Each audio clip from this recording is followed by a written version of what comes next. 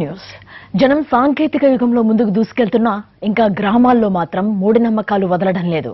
నెల్లూరు జిల్లా వెంకటగిరి మండలం పెట్లూరు గ్రామంలో జరిగిన ఓ ఘటన ఇందుకు ఉదాహరణ. ఆ గ్రామంలో ఓ కుటుంబం 37 రోజులుగా శ్మశానంలోనే ఉంటుంది. తిండి అక్కడే, స్నానం అక్కడే, నిద్ర అక్కడే. చనిపోయిన వ్యక్తి బతికి వస్తాడన్న నమ్మకంతో అతడి కుటుంబ సభ్యులు ఇన్ని రోజులుగా అక్కడే ఉంటున్నారు.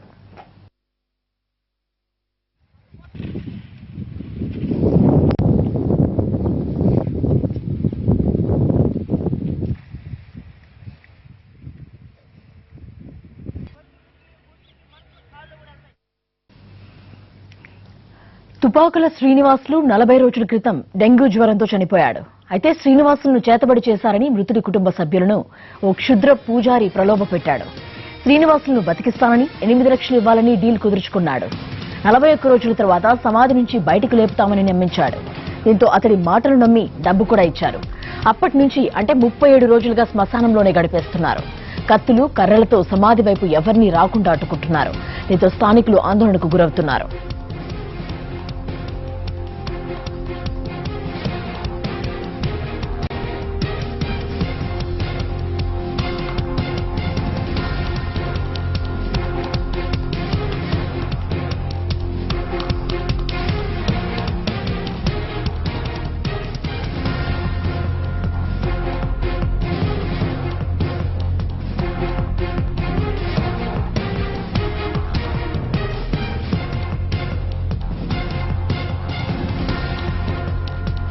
స్థానికుల సమాచారంతో పోలీసులు అక్కడికి చేరుకున్నారు.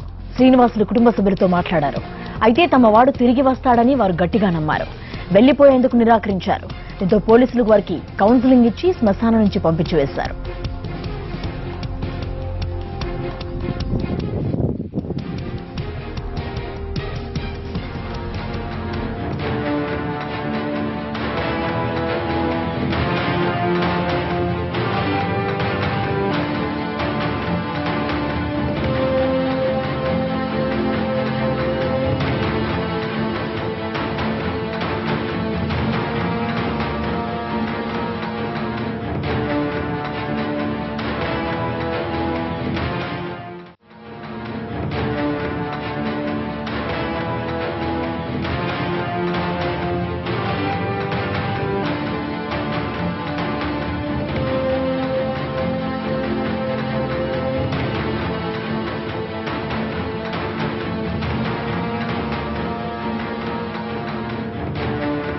మరిన్ని వివరాలు మా కరెస్పాండెంట్ విజయ్ అందిస్తారు.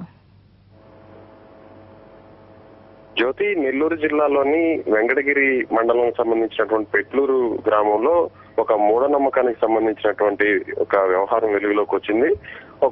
గత 19వ తారీఖున చనిపోయినటువంటి తుపాకుల శ్రీనివాసులు అనేటువంటి వ్యక్తి అనారోగ్యంతో ఇతను చనిపోవడం జరిగింది. స్వైన్ ఫ్లూ వ్యాధి సోకిన తర్వాత ఇతను చెన్నైలో చికిత్స పొందుతూ మృతి చెందాడు. అయితే అతను కడప జిల్లా రైల్వే కోడూరు ప్రాంతంలో టాక్సీ డ్రైవర్ గా పనిచేస్తున్నటువంటి శ్రీనివాసులు అక్కడ స్థానికంగా ఉన్నటువంటి ఓ వ్యక్తితో చనిపోవడానికి ముందు ఘర్షణ పడడం జరిగింది. అయితే ఈ విషయం కుటుంబ సభ్యులకు తెలియడంతో ఆ వ్యక్తి ఏదన్నా చేతబడి చేయించి ఇతన్ని చంపేస్తుంటారనేటువంటి అనుమానం వాళ్ళ కుటుంబ సభ్యులకి వ్యక్తమైంది. దాంతో వారు ఒక మాంత్రికుడిని వాళ్ళు ఆశ్రయించడం జరిగింది కుటుంబ సభ్యులు. అతను చెప్పినటువంటి ఆ మాయమాటలు నమ్మి ఏదైతే చనిపోయినటువంటి శ్రీనివాసులు ఉన్నాడో అతను సరిగ్గా 41 రోజుల తర్వాత సమాధిలో నుంచి బయటికి వస్తాడు, దానికి తగ్గట్టుగానే నేను తాంత్రిక పూజలు కూడా చేస్తారని చెప్పి ఆ క్షుద్ర పూజారి కూడా క్షుద్ర శక్తులకు సంబంధించినటువంటి ఆ తాంత్రిక పూజలన్నీ కూడా పూర్తి చేస్తానని చెప్పి వాళ్ళు నమ్మించడం జరిగింది. దీనికి సంబంధించి కూడా కొన్ని లక్షల రూపాయలు కూడా ఈ కుటుంబ సభ్యులు కూడా ఆ పూజారికి ఇచ్చినట్టుగా కూడా తెలుస్తుంది. అయితే ఈ మాంత్రికుడు తీసుకున్నట్టుగా మనకి సమాచారం ఉంటుంది. డబ్బు దాదాపు 7 లక్షల రూపాయలు తీసుకున్నట్టుగా తెలుస్తుంది.